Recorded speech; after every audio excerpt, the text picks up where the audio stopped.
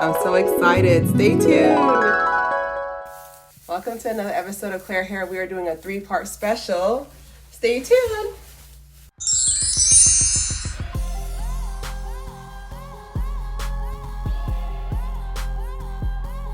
All right, welcome to another episode of Claire Haire special Dallas Cowboy Cheerleader edition. So just, we're going to do 2 episodes per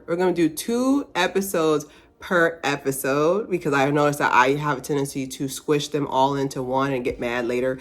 And then I'm going to be doing my review throughout I'm just going to be saying my commentary as I recap with y'all, but and then definitely stay tuned for the final episode so I can tell you what the real requirements to be a Dallas Cowboy cheerleader. But like I said, the 14-year-old in me, like you saw earlier, she's tweaking right now. She's so happy because it's just something that I've always been obsessed with them. Always wanted to be one until I found out how much money they don't make. But that's later on.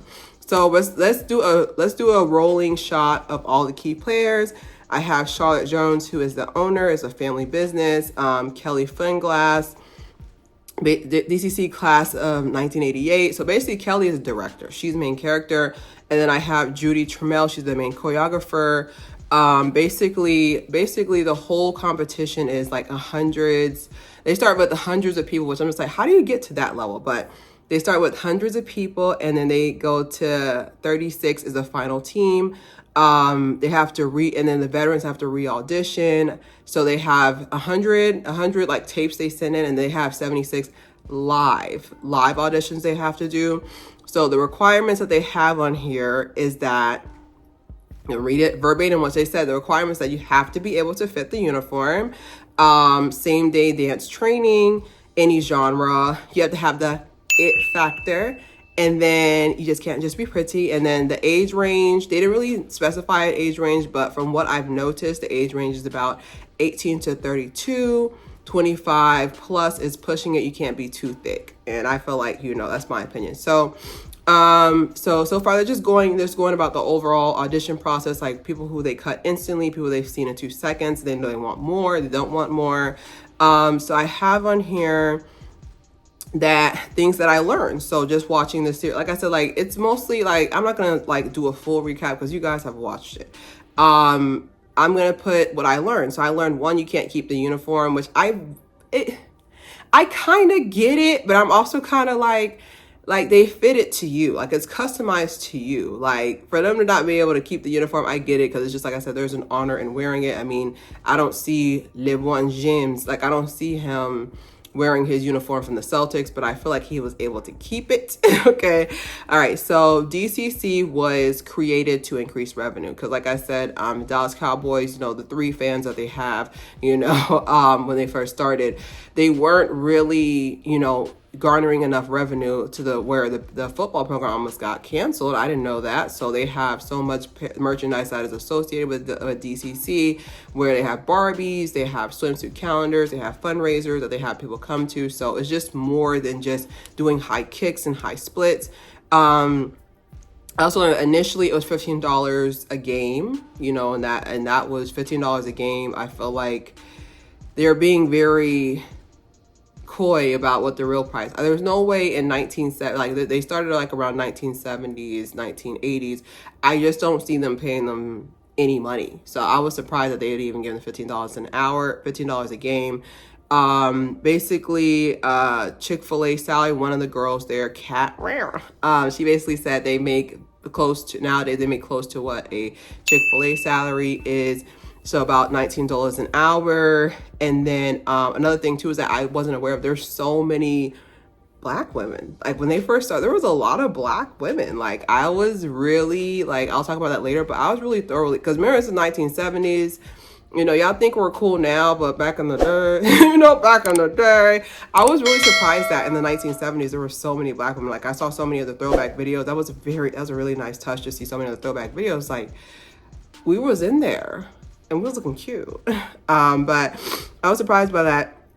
So I have on here, which like I said, I told you guys before, I have a degree in psychology. So basically the reason why these cute girls, so they're so adorable. I'm sorry, the pigtails, I can't. So the reason why some of these women were able to garner so much attention is just that when it comes to a beautiful woman, fun fact, did you know when a man or a woman sees a beautiful woman, it instantly triggers dopamine. So dopamine is a hormone, feel good hormone. So the thing about hormones is just that once your body gets used to it, they want more of it. So it was just like, okay, if I go to a Dallas Cowboy game, my dopamine's gonna be there.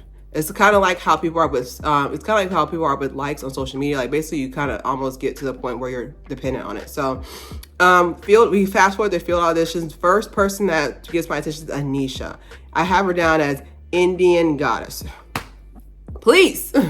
Anisha, and I have Charlie as well. Charlie has red hair. She needs to be at Juilliard. I literally needs to be auditioning for Juilliard. The audacity for her and her talent to be here. And I really feel like the field auditions, I feel like the reason why a lot of them got cut or didn't make it to the next round, because you have to have music selection, choreography, outfit, hairstyle.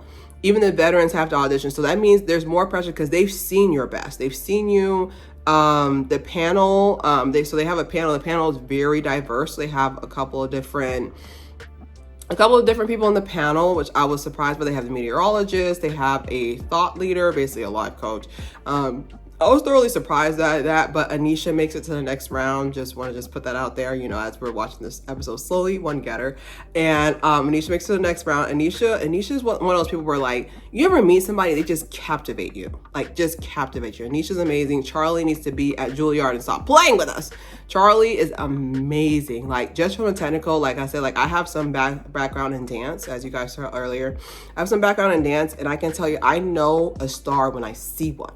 Anisha gives me entertainer, and then Charlie gives me just her techniques on point. But I do feel like some of them did not choose songs that really showed their talent. Like someone who has a high tempo needs to do a high tempo song, okay? And I feel like some of the choice selections would really ruin them. So episode 2, making the squad. So veterans versus rookie. So like when they're deciding, like, after the field auditions, those 76 turn to, who do I have on here? 54. They take those 54 or 44 to rookie camps. So they started cutting people. So this part, I was feeling so bad for the girls because enter Victoria. So Victoria is what they call a legacy. She's the mother of like one of the original ones that created DCC. So Victoria, my heart. So I have on here, I have Darian. She has an afro. When I saw Darian with her afro, I wanted to cry. I was like, we're allowed? Like, I'm not trying to say we're allowed, but like, I was thoroughly surprised that she was able to keep her afro. I was like, type 4, like my type 4 heart. Like the fact that I have Darian down here, Anisha, Victoria's a veteran, but like she's had, her issues, and we'll talk about it later on in the past, mental health wise. So anyway, so the official team is 36 members. Rookie camp is 44. So they have to cut 8 people. So basically, if you're tracking mathematically, it's going from 100 to 76, the live auditions, to 54, and then to 52 or 54, and then rookie camps goes to 44, and then they cut 8 more and they get to 36. 36, I can get why 36 is that, because just mathematically, like, what's 6 times 6? 36, right? So you have 6 girls walking down the line. A squad of 36 makes perfect sense to me, because that way, if something happens with one of them, we can just take out that 36 to make it 30, so we can still have a level of a pyramid there. So I do like the fact that they stuck to that number, but I didn't know the drama behind it, as we'll see later on. So official team is 36 members, 8 cuts, so introductions. So they start basically like showing like, certain key members. Like for example, like I showed the picture before, Reese, like my cavities hurt. Reese is so sweet. Like she's from Florida, go Florida. She's just sweet as pie. I want to protect her. She doesn't know me. I know I have 10 years on her, but like she's 22, and I was like, she like I just want to protect her. Like Reese is so sweet. She's got a little fiance, and she's just so cute. Anyways, but she's beauty and brain. She's beautiful. She's so smart, and so some of the Kelly and Judy, basically choreographer and the director, noticed that as they're, just conversing, just watching, they noticed that Victoria is more introverted. She's a little bit more reserved away from the girls. So they feel like they don't know if they want to put her in a leadership role because she can't connect. Because the thing about being a leader is that you have to inspire people, and you can't inspire people if you can't connect with them. So I feel like that was a main factor, but definitely watching the veterans, because they cut like 2 veterans, that to me, it was so heartbreaking. And you know me, I don't cry over nothing, but it was heartbreaking because it's just like, you gotta audition to be, I gotta audition to be your girlfriend every year. No, like it was just like, I really took it personal. I was like, that don't know me. Anyway, so they cut through to the camp. I don't want to spend too much time on it, but they cut through to the camp, and what's going on is that as they're doing the camp, now the camp is now you got to learn our recipes. I saw you could freestyle cook, essentially. So basically, I saw you could freestyle choreography. Now you have to learn our stuff. Can you do it? So many people are struggling with flexibility. A lot of people are kicking from their knees. And like I said before, I've said before, that you have to kick from your hips. That's why some of them have so many hip problems by the time they're 32, my age. A lot of them are kicking from their knees, and I'm watching it, and I'm just cringing. Like the dancer in me is just cringing. I'm just like, please stop doing that. You're not gonna have any knees to walk around. Disney or Datney. Don't cancel me. Anyways, but so Victoria's weight comes up, and like she's a perfectionist, and like her mom was like, it's just something about Victoria. Also, like I said, like I didn't know any of the alleged rumors that they have about her. I knew nothing about it before I made this series until afterwards. I went on reddit.com and I was like, oh, actually, but from what we're presented with, this is reality TV. They have to make money. Okay. Drama equals money. Drama equals revenue. So from what I've seen, like when they said like Victoria's weight, like my heart broke for her, because what people don't know, fun factoid, when you're stressed, your body likes to hold on to weight because it's scared. That's why people be like, dang, I'm so stressed, I'm getting big. As you should. Because guess what? Instead of your body being like, this person's already stressed about things, let me do things. No, your body's like, I'm terrified. Let me hold on to as much weight as possible.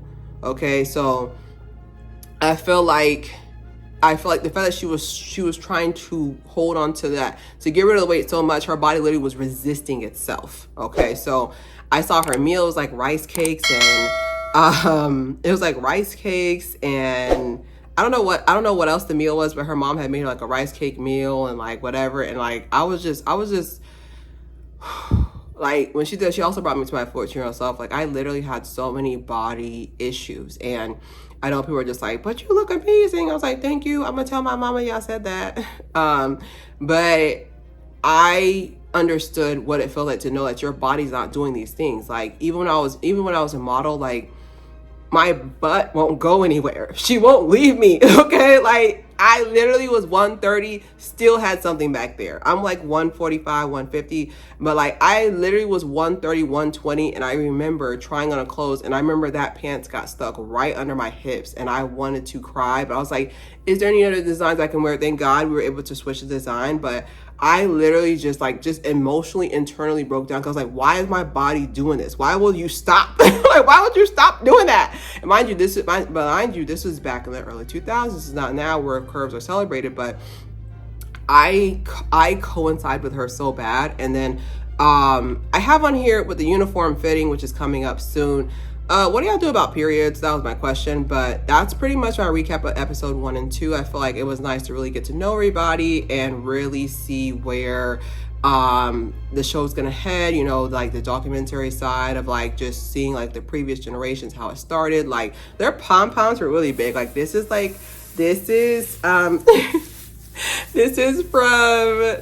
like Christmas decorations, but these are like baby pom-poms. They had like full-on pom-poms. But yeah, definitely stay tuned for my episodes 2 and 3.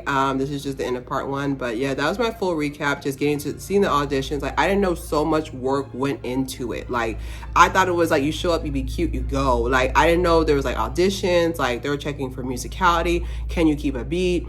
They're checking for the it factor, because like there's some people where like they have so much talent, they're really good at it, but they don't have that it factor. So that will make people keep coming back, keep wanting to hear what they have to say. But don't forget to subscribe, share. Claire Haire, part 2 is on the way.